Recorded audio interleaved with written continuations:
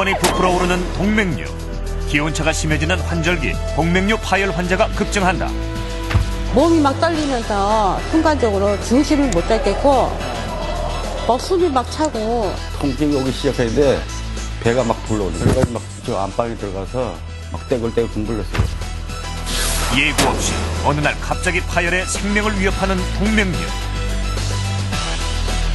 일단 복부 대동맥류가 터지면 병원에 오기 전에 사망하는 경우가 한 40 내지 50%. 의식을 잃게 되는지 또 최악의 경우에는 뇌사 상태까지도 갈 수 있는. 누구에게나 닥칠 수 있는 위험. 동맥류 발병률이 해마다 늘고 있다. 환자 수를 조사를 해봤는데 한 최근 8년 사이에 6배가 증가를 했습니다. 언제 터질지 모르는 혈관의 시한폭탄. 동맥류의 위험에서 벗어날 수 있는 방법, 그 예방과 치료법을 알아본다.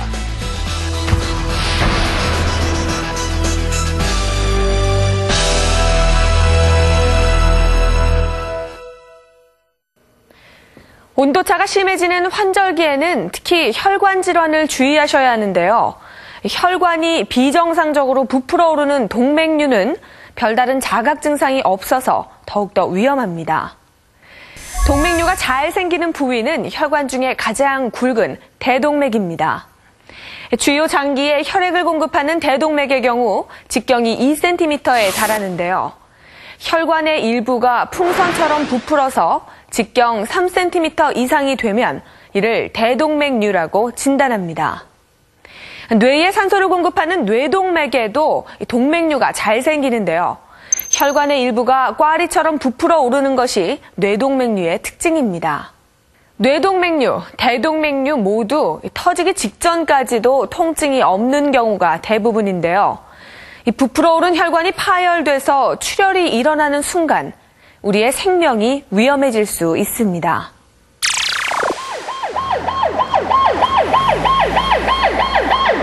지난 2일 새벽, 환자 한 명이 응급실에 실려왔다. 두통을 호소하다 갑자기 쓰러진 환자였다. 안 돼, 답답하지.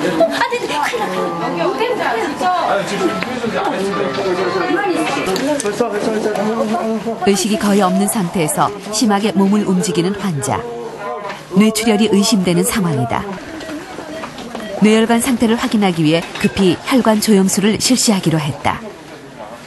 갑자기 쓰러졌다는 환자, 무엇이 문제였을까? 의식 단계를 우리가 보통 5단계로 나누는데 그중에 3번째 단계로 오셨습니다. 그래서 환자분이 의식이 없는 상태셨고 그쪽 타 병원에서 갖고 오신 그 CT 엔조상에 우측 중대뇌 동맥에 뇌동맥류가 있었는데 그게 파열된 걸로. 혈관에 생기는 혹, 흔히 꽈리라고 표현하는 뇌동맥류가 문제였다.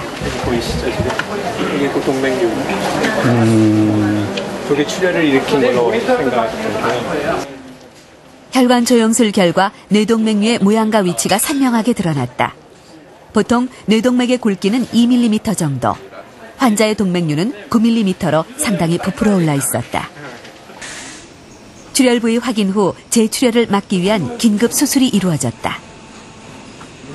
일단은 이제 터진 부위를 우리가 찾았기 때문에 그 부위에서 재출혈되는 것을 막는 그런 이제 클립 결찰술을 하고, 그다음에 이제 뇌기능 회복할 수 있는 치료를 한 3, 4주 정도 집중적으로 이제 해서 뇌기능이 잘 회복하면은 이제 다시 이제 정상 생활을 하실 수가 있고요. 지금 봐서는 정상 생활 가능성은 한 반반 정도.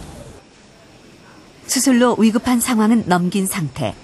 회복까지는 시간이 필요하다. 뇌동맥류 파열은 뇌에 심각한 뇌 손상을 남기기도 한다. 3개월 전 뇌동맥류 파열로 응급수술을 받은 조봉래 씨. 위험한 순간을 넘겼지만 신체 마비와 인지 장애 등 심한 후유증이 남았다. 평소처럼 집안일을 하던 조봉래 씨에게 예고 없이 닥친 일이었다. 이제 집에 와서 청소 좀 한다고 딸이 온다더니, 큰딸이 온다더니 이렇게 청소를 하다가 쓰러진 겁니다, 거기서. 집에서요. 청소를 하다가 쓰러져가지고서는 바로 이제 저희 딸이 이제 나한테 사무실로 전화가 와서 한 4시 한 5, 6분 됐을 겁니다. 그래서 병원에 도착했을 땐 이미 뇌동맥류가 파열돼 출혈이 심각한 상태였다. 뇌동맥류가 터지게 되면은 보통의 경우에 이제 일반적으로 얘기할 때 한 15% 정도는 병원에 도착하시기 전에 사망을 하고요. 그 다음에 병원에 도착을 한다 그래도 한 48시간이나 한 40%가량이 돌아가시고, 뭐 크게 얘기하면 한 1년 이내에 한 절반 정도가 돌아가시는 아주 심각한 병입니다. 뇌는 사람 전체 무게의 2~3%밖에 되지 않지만 혈액의 20%가 뇌로 공급될 정도로 중요한 기관이다. 뇌에 동맥류가 잘 생기는 이유는 Y자 모양의 혈관이 많기 때문이다. 혈관이 갈라지는 부위는 아무래도 혈류의 압력을 많이 받게 된다. 압력으로 약해진 혈관벽이 풍선처럼 부풀어 오르는 것이 바로 뇌동맥류. 일단 터지게 되면은 뇌압이 급격하게 상승을 하면서 뇌 전체에 그 혈액순환 장애를 일으키게 됩니다. 그렇게 되면서 뇌 기능이 떨어지고, 그렇게 되면서 환자가 이제 의식을 잃게 되고, 경우에 따라서는 이제 그것 때문에 뭐 뇌손상이 오게 되면은 반신마비든지 또 언어장애든지 그런 것도 올 수 있고. 조복래 씨의 경우 병원 도착은 빨랐지만 출혈량이 많아 뇌손상을 피할 수 없었다. 2개의 뇌동맥류 중 1개가 파열된 상황이었다.